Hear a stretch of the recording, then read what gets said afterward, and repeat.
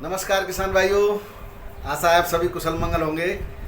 मित्रों, मैंने धान के ऊपर आपको शुरुआत से नर्सरी से लेकर के शुरुआत के 15 से 45 दिन, फिर 45 के बाद के समय और बहुत ही महत्वपूर्ण समय पर महत्वपूर्ण जानकारियां, लगने वाले रोग, उनसे उपाय, वो सभी वीडियो मैंने दे रखे हैं। डिस्क्रिप्शन में आप जाएंगे तो लिंक है, आप जो चाहें वो वीडियो देख सकते हैं। इस समय किसान भाइयों, आपकी ही मांग पर मैं बहुत ही महत्वपूर्ण टॉपिक लेकर के आया हूँ। किसान भाइयों, सभी लोग अपनी तरफ से भरपूर न्यूट्रिएंट्स यानी खाद, उर्वरक, बायो एजेंट, जो आपके समुद्री ऑर्गेनिक मटेरियल्स हैं वो भी, जैसे कि धनजाइम गोल्ड है, सागरिका है और आपका माइकोराजा है और ह्यूमिक एसिड है, देते रहते हैं।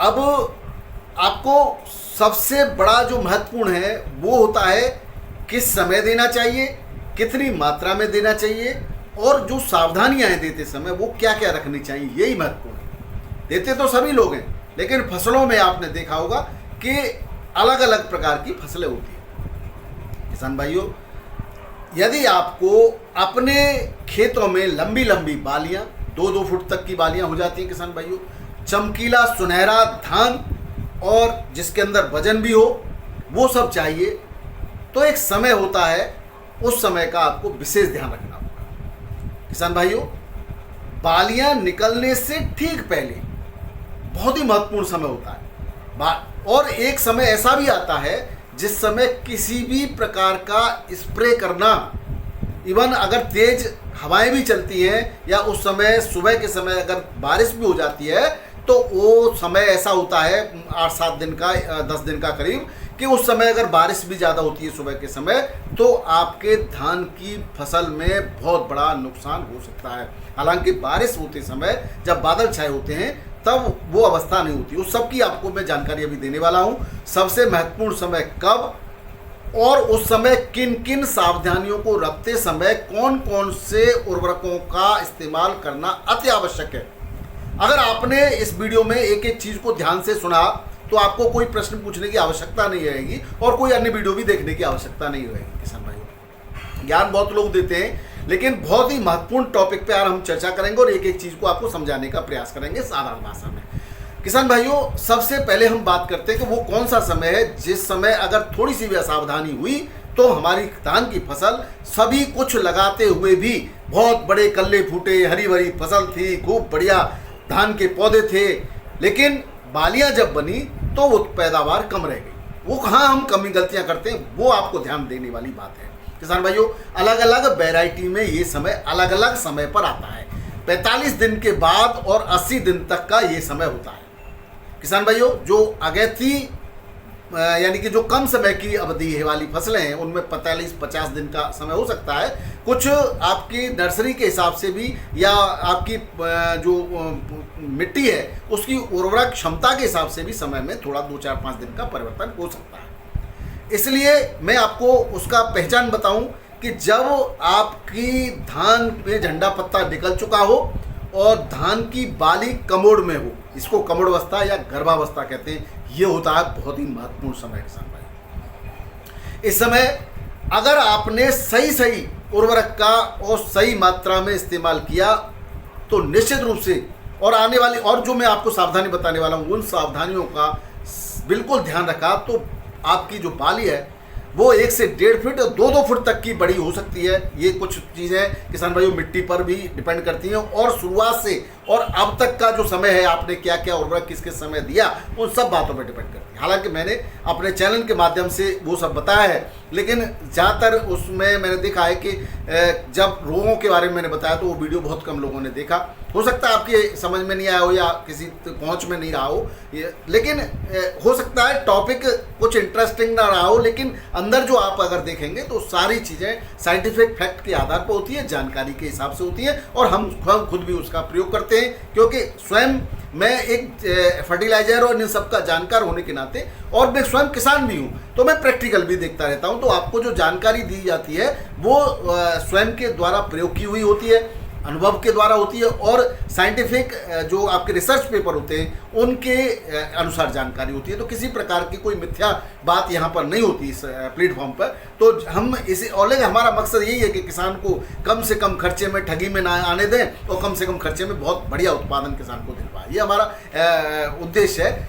किसान भाइयों, जो सबसे महत्वपूर्ण समय होता है जिसको कमोड का अवस्था या पौधे की गर्भावस्था कहते हैं, इस समय झंडा पत्ता निकलता है और झंडा पत्ता बहुत ही महत्वपूर्ण रोल अदा करता है आपकी बाली के निर्माण में, दानों के निर्माण में और जो है पौधे की जो है आपकी पोषण में, यानी कि उस समय जो पोषण है। तो ये समय 45 से लेकर के 80 दिन का, ज़्यादातर पौधों में 50-60 दिन का होता है, लेकिन कभी कोई जो 120 दिन या उससे ज़्यादा समय की जो प्रजातियां होती हैं उनमें 80 दिन के आसपास ये अवस्था आती है। तो उस समय पर इसकी पहचान करने के लिए आप एक पौधे को टटोल करके जब देखते हैं तो उसके तने की मोटाई बढ़ जाती है और अंदर कुछ गुदगुदा सा आपको महसूस होगा। अगर आप उसको झंडा पत्ता सा एक निकल के आएगा, उस झंडे पत्ते को आप खोल के देखेंगे तो अंदर गर्भावस्था में एक बाली आपको छोटी सी गूदेनुमा बाली दिखाई देगी। यही समय बहुत महत्वपूर्ण है किसान भाइयों।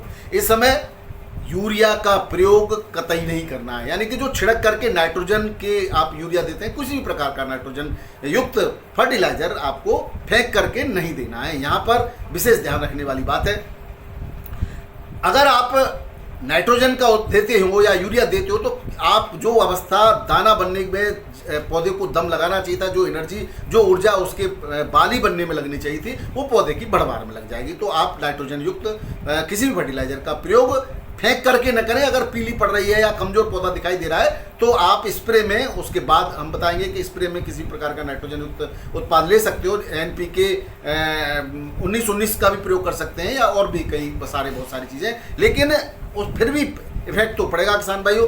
जितना भी आपको नाइट्रोजन युक्त खाद देनी है वो इस अवस्था से पूर्व में ही आपको कंप्लीट कर लेनी है। इसके बाद किसान भाइयों, अगर इस समय नाइट्रोजन देते हो तो पौधा लंबाई पकड़ जाएगा और लंबाई पकड़ने के बाद फिर बाद में जब बाली आएगी और बाली भारी होती है तो पौधे के गिरने के चांस होते हैं और जब पौधा गिर जाता है तो उत्पादन में कमी आती है, 20-25% उत्पादन कम हो सकता है। इसलिए आपको पौधे की जड़ें भी मजबूत करनी है, पौधे का तना भी मजबूत करना है और पौधा इस बात का भी ख्याल रखना है कि अनावश्यक लंबाई न पकड़ जाए। तो इस बात का विशेष ध्यान रखना है।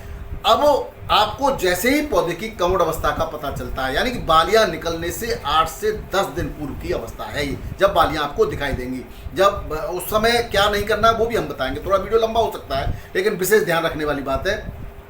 जैसे ही झंडा पत्ता निकल आता है तो झंडा पत्ता निकल आएगा, अंदर उसके गर्भावस्था में बाली होगी और उस समय आपको जो सबसे महत्वपूर्ण खाद है वो है NPK 05234, जिसके अंदर 52% फास्फोरस होता है और 34% पोटास होता है। यहाँ पर जो प्रमुख तत्व हैं वो फास्फोरस, पोटेशियम, बोरॉन और जिंक, ये महत्वपूर्ण तत्व हैं। इन सभी का अलग अलग अपनी अपनी जगह पर बहुत ही महत्वपूर्ण जो है रोल होता है।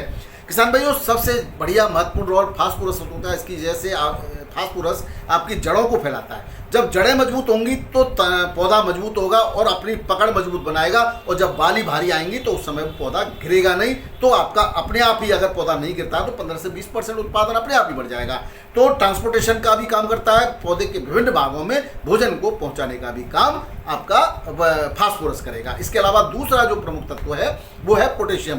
पोटेशियम 34% NPK 05234 में होता ही है और पोटेशियम भी ट्रांसपोर्ट के साथ साथ किसान भाइयों दाने के निर्माण में बहुत ही महत्वपूर्ण भूमिका अदा करता है।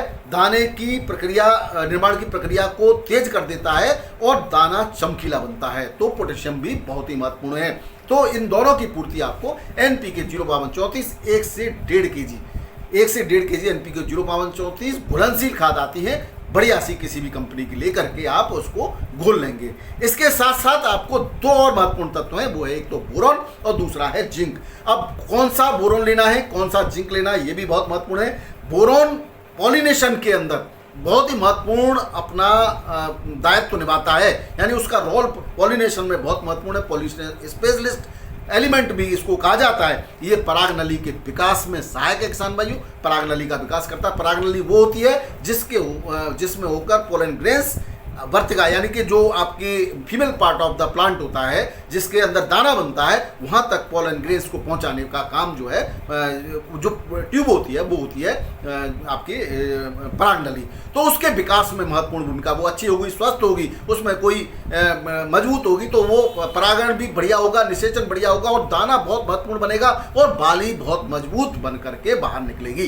तो ये बहुत महत्वपूर्ण है। इसके साथ किसान भाइयों अगला तत्व है जिंक। बोरोन की मात्रा लेनी है आपको 20% घुलनशील हाइड्रेटेड बोरोन होती है और वो आपको लेनी है 100 से 150 ग्राम प्रति एकड़ का फॉर्मूला है किसान भाइयों। इसके अलावा जिंक तो बहुत ही महत्वपूर्ण है, शुरुआत से ही हम लेके चले आ रहे हैं। और जिंक शुरुआत में मिट्टी में दिया जाता है तो वो पौधे की निर्माण की प्रक्रिया में सहायक होता है। यहाँ जो जिंक है वो झंडा पत्ता को स्वस्थ रखने के लिए हम दे रहे हैं। आपका झंडा पत्ता जो कि जिसके आधार पर जिसके गर्भ में बाली निकल के आती है, वो झंडा पत्ता अगर स्वस्थ रहेगा, क्योंकि झंडा पत्ता ही बाली को सर्वोत्तम पोषण देता है। बाली के निर्माण में, दानों की बनने की प्रक्रिया में, बाली की मोटाई में, दाने के भारी होने में, दाने के चमकीले होने में झंडा पत्ता का रोल है किसान भाइयों। अब हम नीचे से सपोर्ट हो गया, भोजन बन रहा है, वो सब ठीक है, प्रकाश संश्लेषण वो उस पत्ते में जितना बनेगा वो सीधा सीधा उसकी बाली को मिलेगा। तो झंडा पत्ता भी हमारा स्वस्थ होना चाहिए, हरा भरा होना चाहिए, निरोगी होना चाहिए, कटा पिटा नहीं होना चाहिए और चौड़ा और लंबा होना चाहिए। ये जितना चौड़ा और बढ़िया होगा, स्वस्थ होगा, उतना ही प्रकाश संश्लेषण ज्यादा होगा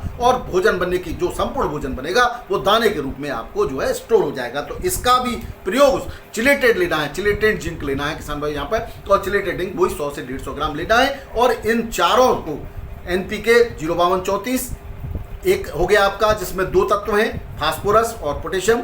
उसके अलावा आपको दूसरा आपका हो गया बोरोन, 20% जो बोरोन आता है घुलनशील, वो बोरोन लेना है आपको। उसके अलावा तीसरा हो गया जिंक, चिलेटेड जिंक लेना। इन चारों को अलग अलग घोलेंगे, टंकी में आधा पानी भरेंगे पहले, फिर धीरे धीरे करके आप इन सबको डाल लेंगे, एक एक करके घोलते चले जाएंगे और डालते चले जाएंगे, घोलते चले जाएंगे। उसके बाद इसका आप स्प्रे कर देंगे। अगर इसका सही समय पर सही तरीके से स्प्रे होता है, 200 लीटर 150 से 200 लीटर पानी का प्रयोग करेंगे, और तो उसके बाद जो बालियां निकलेंगी ना किसान भाइयों, देखने लायक चमत्कार है कि उसके अंदर दाने बनेंगे। अब स्प्रे तो कर लिया है, अब स्प्रे करने से कब और क्या क्या सावधानी रखनी होंगी वो भी मैं आपको बताता हूँ। बाली की लंबाई, मोटाई और भराई के लिए जो सावधानियां हैं, उसमें जिन चारों तत्वों का बहुत महत्वपूर्ण रोल तो है ही, उसके साथ साथ पानी का, नमी का, मिट्टी का ये भी रोल है किसान भाइयों। और पौधा निरोगी हो, इस बात का भी ध्यान रखना है। निरोगी पौधे के लिए हमने शीत ब्लाइट या ब्लाइट जो भी रोग इसमें आते हैं इस समय, उन सबको पहले ही इसका निदान हमें कर लेना है। उसके लिए आप वीडियो देख सकते हैं, मैंने उसके बारे में पूरा कंप्लीट वीडियो दिया हुआ है। तो कोई रोग नहीं होना चाहिए इस समय पौधे पर, और मिट्टी के अंदर पर्याप्त नमी हो, इस बात का विशेष ध्यान रखें। इन 15 दिनों के अंदर जब से बाली बनने से पूर्व की अवस्था और बाली बन के पॉलिनेशन होने से और दूध दाने में जब दूध आ जाता है, दूध वाला दाना बन जाता, उस समय तक पर्याप्त नमी रहनी चाहिए। और एक समय ऐसा भी आएगा जब पॉलिनेशन की प्रक्रिया होगी, उस समय आपको किसी भी प्रकार का स्प्रे नहीं करना है। इस बात का भी विशेष ध्यान रखना होगा किसान भाइयों। कीटनाशकों का प्रयोग या तो गर्भावस्था से पहले या फिर पॉलिनेशन के बाद, इस पीरियड में आपको किसी भी प्रकार का स्प्रे, ये स्प्रे जो है मैंने आपको जो बताया वो गर्भावस्था यानी झंडा पत्ता निकलते समय ही कर लेना है। जब पॉलिनेशन की अवस्था आ जाए तब इसका स्प्रे करेंगे तो उतना लाभ नहीं होगा जितना होगा, और कैसे करेंगे उसकी भी मैं बात करता हूँ किसान भाइयों। अब न्यूट्रिएंट्स तो सभी दे ही रहे, लेकिन उस अब मान के चलिए कि कब हमें क्यों नहीं, यानी झंडा पत्ता निकल आया, अब बाली की गर्भावस्था, उस समय स्प्रे कर दिया, ठीक। अगर किसी कारण से आप स्प्रे नहीं कर पाए और आपको पता चला है कि पॉलिनेशन होने लगा है और कुछ भी स्प्रे करने की अब आवश्यकता है, यानी कुछ भी हो सकता है आपका रोग अटैक कर दे, और अगर आपने 8 दिन रोग का इलाज नहीं किया तो उस समय तो फसल नष्ट हो जाएगी। तब कौन सी सावधानी और कैसे सावधानी रख करके स्प्रे करना है, उसके लिए मैं आपको कुछ जानकारी देना चाहता हूं किसान भाइयों। सबसे ज़्यादा परागण का जो समय होता है, यानी कि जो ऑप्टिमम टाइम ऑफ पॉलिनेशन, यानी कि जब परागण सबसे ज़्यादा होगा, वो समय होता है सुबह 8 से 10 बजे के बीच, और ये तभी संभव है जब मौसम एकदम साफ हो, यानी कि बारिश हो रही होगी तो नहीं होगा। अब आप यहाँ देखेंगे कि पर्याप्त सुबह के समय पर्याप्त ह्यूमिडिटी होती है, आप देखेंगे पत्तों पर छोटी छोटी बूंद, उसकी बूंद भी दिखाई देंगी। तो इस समय क्या होगा कि यहाँ पर जो पॉलिनेशंस क्या होते हैं ये बताता हूँ मैं आपको। जब आपके पत्ते में बाली निकल रही है और बाली के ऊपर ये पीले रंग के जो आपको फूल टाइप के जो दिखाई दे रहे हैं, ये पोलन ग्रेन्स हैं। पोलन ग्रेन्स यानी male part of the plant है। ये जब परागण होता है, यानी ये पोलन ग्रेन्स पराग नली के द्वारा अंदर जो पाए जाने वाले, आप इसको खोल के देखेंगे पत्ती को, तो इसके अंदर ये जो पार्ट पाएगा जिसका मुंह खुला होता है, सुबह 8 से 10 के बीच में इस पार्ट का मुंह खुला होता है और ऊपर से पोलन ग्रेन्स इसके अंदर आकर के जैसे एंटर करता है इसका मुंह बंद हो जाता है किसान भाइयों। और जब ये मुंह बंद हो जाएगा तो इसके अंदर कुछ दिन बाद ही दूध भरा दाना बन जाएगा, वो सेफ अवस्था होती है। तो जब भी परागण हो उस समय विशेष ध्यान रखना है, यानी सुबह 8 से 10 बजे के बीच में मौसम साफ होगा तो ये मुंह खुला रहेगा। और जब ये मुंह खुला रहेगा तो इस समय आप किसी भी इंसेक्टिसाइड, किसी भी फंगिसाइड या किसी इवन पानी तक का भी अगर आप स्प्रे करते हो तो इस मुंह के अंदर, जैसे खुले मुंह के अंदर जैसे ही वो उसकी मात्रा या पानी या ड्रॉप या कुछ भी जाता है ये मुंह बंद हो जाएगा। और जब वो बाली बनने के बाद, यानी कि यहाँ वो समझेगा कि उसका निषेचन हो चुका है, और जब वो बाली बनेगी तो दाना उसमें आएगा ही नहीं, थोती बालियाँ निकल के आएंगी। तो कभी कभी आपने देखा होगा कि फसल अच्छी होती है लेकिन बाली में दाना नहीं बनता, दाने के अंदर वजन नहीं होता, तो फसल जो है अच्छा उत्पादन नहीं होता। तो इसको ध्यान रखने के लिए आपको इस पॉलिनेशन प्रक्रिया को पूरी तरह से समझना होगा। यानी कि सबसे बड़ी सावधानी ये है कि सुबह 8 से 10 बजे के बीच किसी भी परिस्थिति में आपको जब परागण हो ऊपर तो स्प्रे नहीं करना है। विशेष ध्यान ये रखना है कि उस समय आप जब परागण हो तो किसी भी तरह का स्प्रे नहीं करें। अगर फिर भी किसान भाइयों बहुत आवश्यक है तो दोपहर को 2 बजे के बाद आप स्प्रे कर सकते हैं, उसमें कोई चिंता करने की बात नहीं। उस समय अंदर जो है इस वर्तिका यानी कि जो female part of the plant है उसका मुंह बंद होता है, और उस समय अगर आप स्प्रे कर देते हैं तो उसके अंदर कुछ नहीं जाएगा और वो सुबह 8 से 10 बजे ही खुलेगा। तो तब परागण की क्रिया यानी कि जो निषेचन की क्रिया वो आराम से हो जाएगी। तो अगर आप इन बातों का ध्यान रखते हैं किसान भाइयों तो निश्चित रूप से जो बाली निकलेगी, और आपने भरपूर पोषक तत्वों का पहले से लेकर के, यानी कि इवन नर्सरी से ही अच्छी फसल की तो नीम नर्सरी से ही रखी जाती है किसान में, नीम तो वही है। उसके बाद जब हम उसका निर्माण करते हैं तो समय समय पर हमें विभिन्न पोषक तत्वों का कब कितनी मात्रा में प्रयोग करना है। अरे एक बात और ध्यान रखने की है कि एक बार पोषक तत्व देने के बाद अगर दोबारा हमें पोषक तत्व की आवश्यकता है तो इसके बीच में जो समय अंतराल है वो कम से कम 15 दिन का होना आवश्यक है। अन्यथा बहुत ज़्यादा मात्रा में भी हम अगर पोषक तत्व देते हैं तो वो भी किसान भाइयों फसल पर हानिकारक प्रभाव छोड़ते हैं, यानी कि असर जो अच्छा होना चाहिए था वो उल्टा हो जाता है। तो कभी भी ओवरडोज देने से बचें किसान भाइयों। इसके अलावा हमने जो रोगों से बचाव का वीडियो बनाया उसको जरूर देख लें। अगर आपकी फसल कितने समय की उसके हिसाब से हमने टाइम पीरियड भी 2-3 वीडियो दे रखे हैं, उसको भी आप देख सकते हैं। तो आप इन सावधानियों को रखते हैं तो निश्चित रूप से आपकी फसल कम से कम आप समझेंगे 1.5 से 2 फुट लंबी बालियाँ होंगी, भरपूर दाना होगा, चमकीला सुनहरा दाना होगा, और पेड़ भी आपका पौधे भी दाना भरने के बाद भी गिरेंगे नहीं क्योंकि वो मजबूती से अंदर खड़े होंगे, जड़ों का निर्माण भी भरपूर हो चुका होगा। तो निश्चित रूप से आपका उत्पादन भी बढ़ेगा किसान भाइयों। यहाँ पर जो महत्वपूर्ण बातें हैं वो लगभग मैं आपको सारी बता ही चुका हूँ। इन्हीं तत्वों का आप प्रयोग कीजिए। वीडियो आशा है वीडियो आपको पसंद आया होगा। वीडियो पसंद आया तो जरूर किसान भाइयों को शेयर कीजिए। बहुत बहुत धन्यवाद। नमस्कार, आदाब, सत श्री अकाल, राधे राधे, जय जवान जय किसान। अगली जो अवस्था है किसान भाई, उसके बाद बालियाँ बनने के बाद जो स्प्रे की आवश्यकता हो, जिन चीज़ों की आवश्यकता होगी उसके लिए एक वीडियो हम अलग से और दे देंगे। और भी अगर आपको कोई जानकारी लेनी है तो आप कमेंट बॉक्स में जरूर बताइए। मैं प्रयास करूंगा कि आपकी सारी समस्याओं का समाधान मैं अपने वीडियो के माध्यम से कर सकूं। बहुत बहुत धन्यवाद।